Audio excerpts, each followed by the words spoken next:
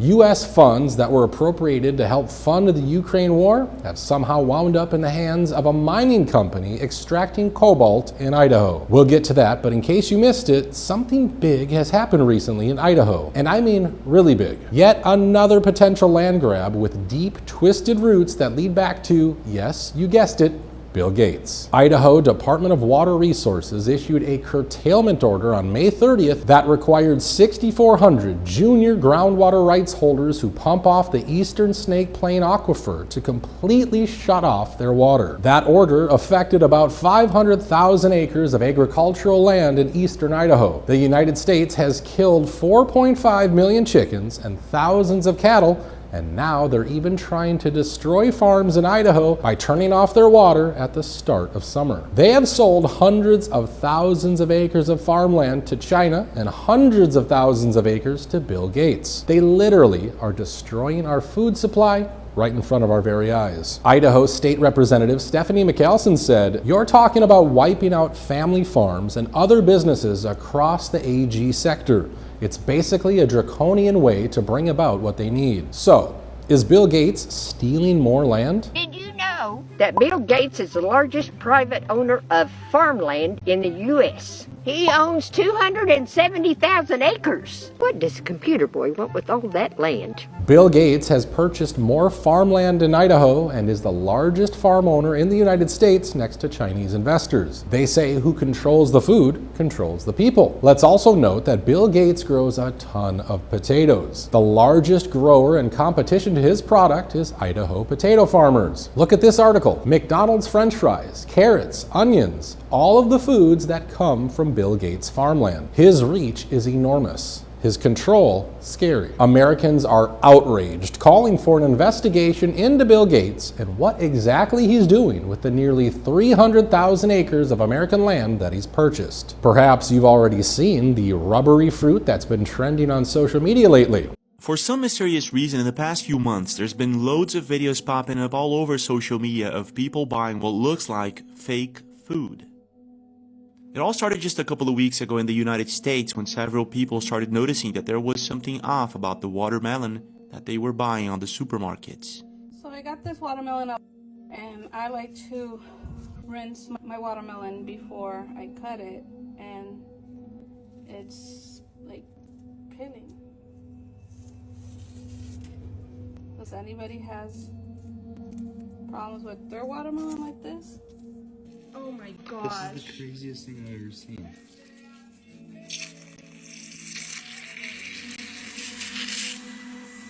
It sounds like the goat is dying. There are dozens of videos where people buy watermelon from the supermarket and it looks strange. Sometimes it looks like plastic, sometimes it makes these weird noises, and sometimes, or many times actually, it feels as if it's made out of rubber. So I cut watermelon for my kids, and they're all bringing it right back, saying they don't like the texture. And I've seen enough videos of people posting rubbery watermelon. I can't believe I got one. I got a rubbery watermelon. The texture is so weird. Like, you gotta bend it so far before it will break. But it wasn't just rubbery. There was something else about the watermelon that was bothering a lot of people. Okay, y'all. I threw this watermelon out over a week ago. It smelled really good. Bought it from cut it open, and it was like plastic. Tasting it was absolutely horrible. I didn't really know what to do with it, so I threw it outside. This is a week later. It looks like mud. What's going on? It was pretty obvious that there was something off about the watermelon and a lot of people were noticing it. But here's the thing, it wasn't just the watermelons.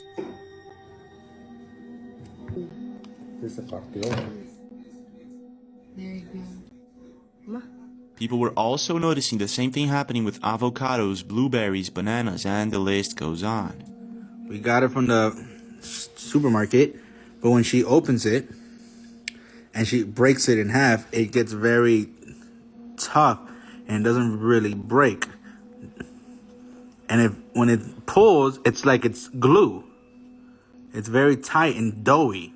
It looks very, very fake and Play-Doh. In this next video, Ari Osborne explains how she bought blueberries in the supermarket. When she gave it to her kid, she noticed that one of them looked like it was made out of rubber. Check this out. What's left in her little bowl, and I put it down the drain for the garbage disposal. And I push the button, you know, it's doing its thing, but there's a clanking and it sounds like something's stuck. So I go in the drain and there's a blueberry that's not breaking apart. It's not, I pick it up and why is there a rubber blueberry in my toddler's snack?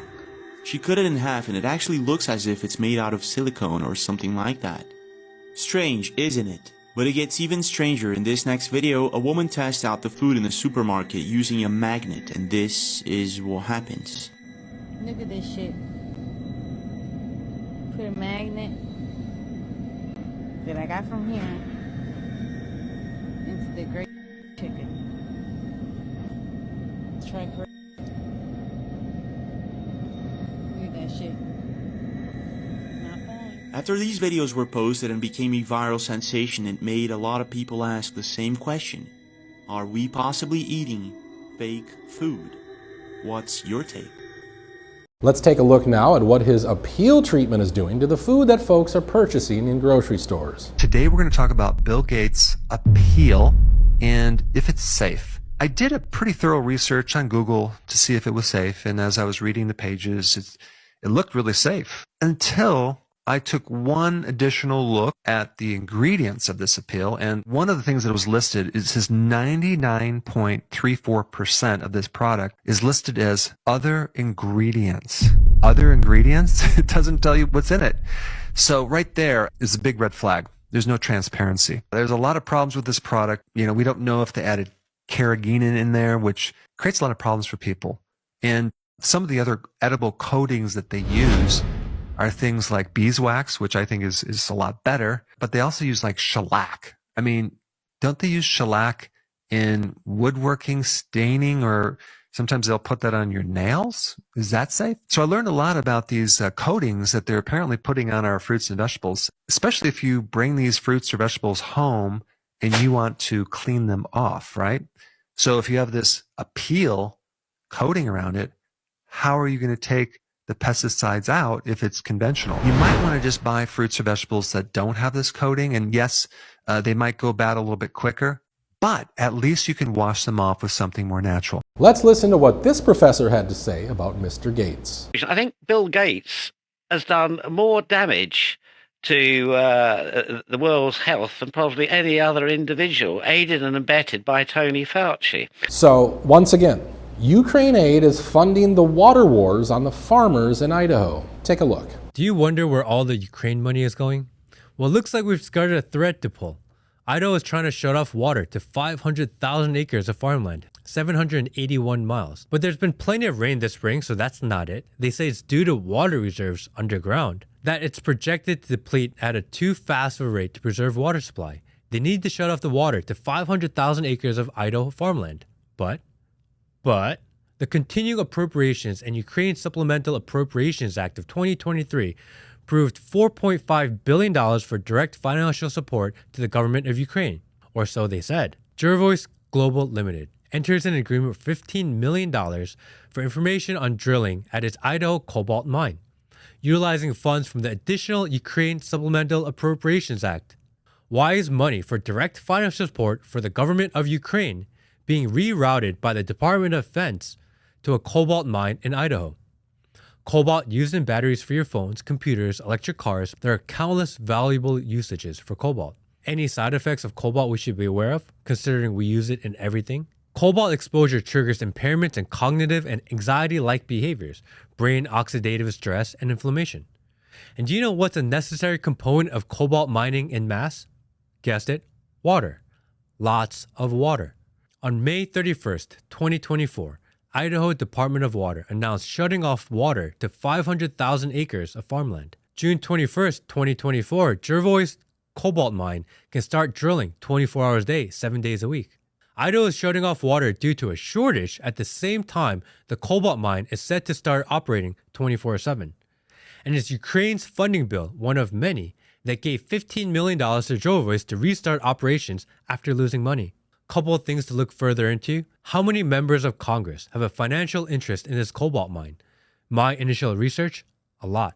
Also, is it linked to the CHIPS Act, where they gave Micron a fistful of money to start manufacturing in Idaho?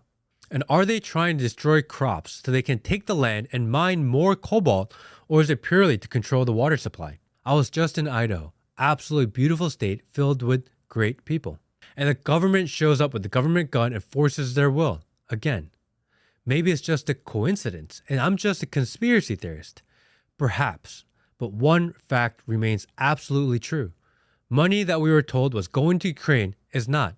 There is no coincidence. Let's go back to 2022, when mining in the exact same area was causing problems then as well. We're going to read this article from ABC News with the headline, Idaho cobalt mining that devastated local water revisited with greener new approach. The Salmon Chalice National Forest covers 4.3 million acres of rolling mountains covered in trees, rivers, and wildlife living in the largest wilderness area in the United States. Underneath the surface lies the Idaho Cobalt Belt, one of the country's only large deposits of the critical mineral key to the lithium-ion batteries that power our phones, laptops, and increasingly our vehicles. Cobalt mining abandoned this mountain range decades ago. After one mine caused devastating effects on the local environment and an entire town, a mountain range in Idaho is now seen as a key location in the country's move towards renewable energy sources. Australian company Groundwater is poised to restart mining in the Salmon Chalice National Forest. They're looking for cobalt they mine to be used in rechargeable batteries in devices such as electric vehicles, power storage containers, and other clean energy technology.